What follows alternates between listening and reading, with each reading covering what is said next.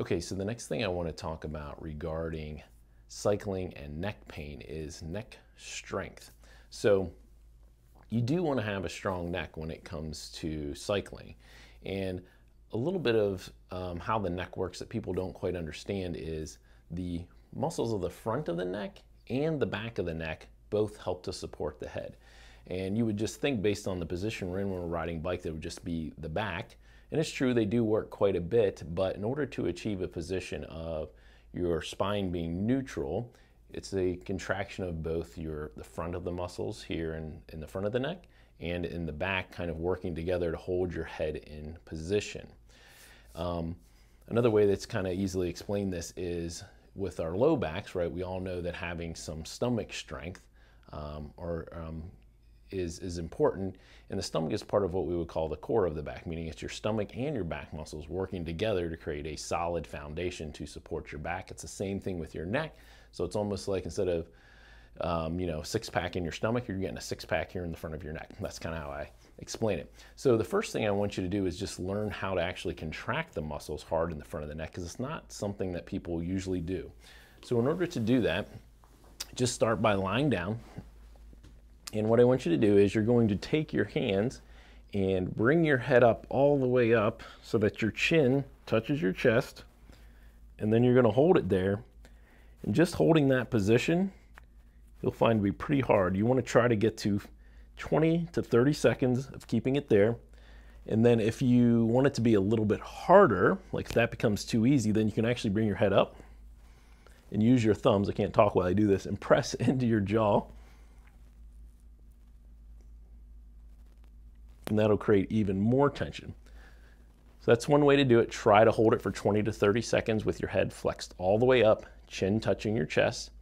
Another way to do this is also just to take some support away from your head, do a little bit of a chin tuck, and just hold the back of your head off the bed.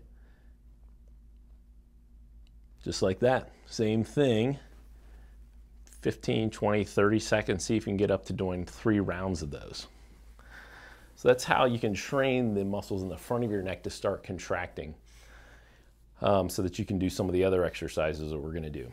Now, probably the most famous neck exercise, which I alluded to when during the flexibility part of this, is a chin tuck, okay? So a cervical retraction. So in order to do that, it's this.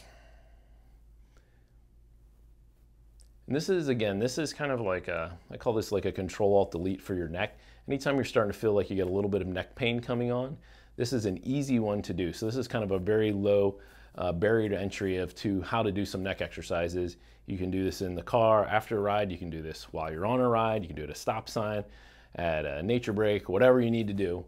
And if you feel some neck stiffness coming on, because a lot of the pain comes from just kind of holding a steady position and that the neck muscles start to get tired. And so by doing this move, it's like you're giving yourself a double chin. Looks really silly. You'll start contracting some of the muscles here in the front of your neck. You help to stretch the muscles in the back of your neck a little bit, and just get your spine moving a little bit. The next one I want to show you is sort of an advance on the first two. Meaning we're going to be contracting the muscles in the front of the neck, and we're going to be using the back of the neck a little bit. So this one, I'm going to put you on your stomach, and you're going to be on your elbows. So this kind of mimics the cycling position just a little bit. And then what I want you to do is you're going to do that chin tuck that I just did, but you're going to do it against gravity. So we're pushing the head up towards the ceiling against gravity. Try to keep your upper body fairly relaxed, and you're going to go like this.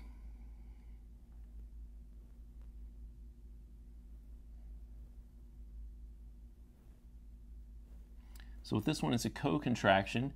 It's the front of your neck kind of pushing back and the back of your neck lifting up at the same time. Doing 10 reps, 3 to 4 rounds of that would be great. Another way that you can make it a little harder is actually introduce a band. You get a rubber band like this, any kind of exercise band, hold it there. Make sure it's fairly tight towards the back of your head.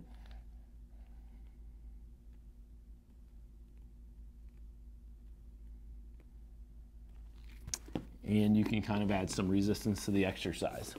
So there are some good baseline neck strengthening exercises that not only help to strengthen the front of the neck, but the back of the neck to kind of create a solid core for your neck to help it maintain stability while you ride and decrease your chance of having any neck pain.